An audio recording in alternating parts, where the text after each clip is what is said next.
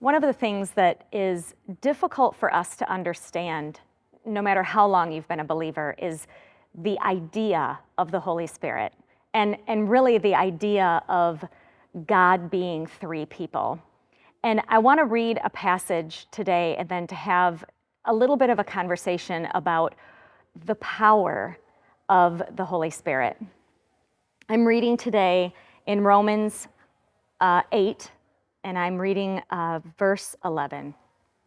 And if the spirit of him who raised Jesus from the dead is living in you, he who raised Christ from the dead will also give life to your mortal bodies because of his Spirit who lives in you.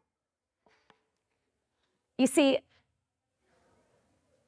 when Jesus was leaving this earth, he made a series of statements to his disciples, and they kind of understood, but they didn't really understand. But he was talking about the fact that he needed to leave, and that when he left, he was going to send, the word that it's often translated as in many of our translations is he would send the advocate. He would send the Spirit to be with us.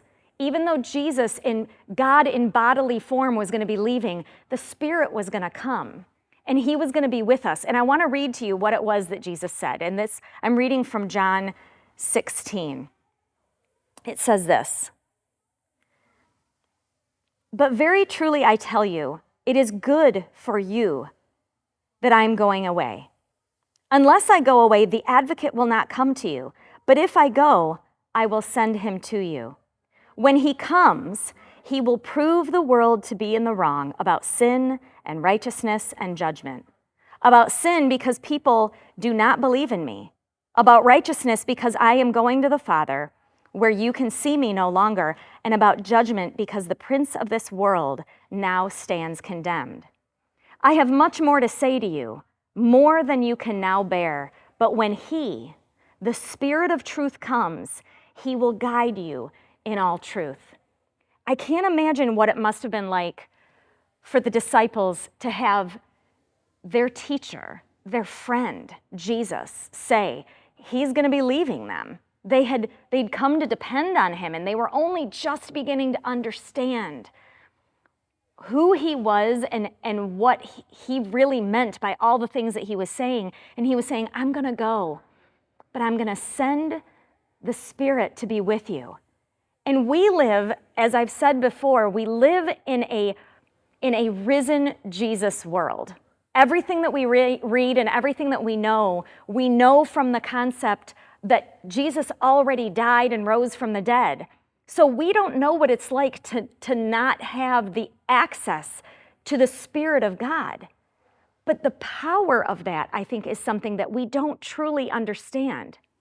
God sent his Spirit, who is God, to come and live within us. And it says to guide us, to give us direction, to help us to understand the truth.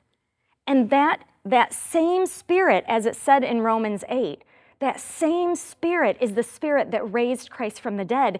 And we've been given the opportunity to have that Spirit live in us.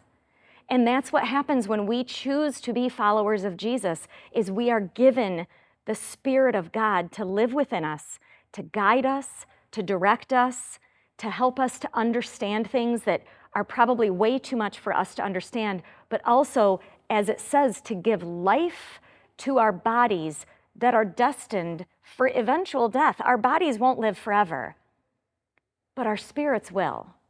We, because of what Christ did, we can live forever with God.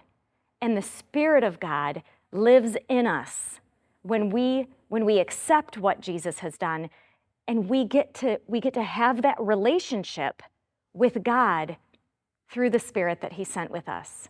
I encourage you to read Romans 8:11, and then go back and read this passage in John 16 when Jesus is talking about sending his Spirit to come and live with us and in us. It's a whole new understanding of Emmanuel, of God with us, God really sending first his Son to be born, but then sending His Spirit to live in us. It's an incredible gift.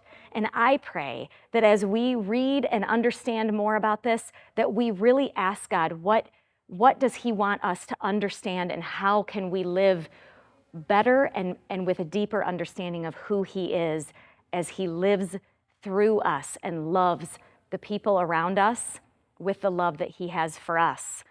And He lives that out in our lives. Have a great week.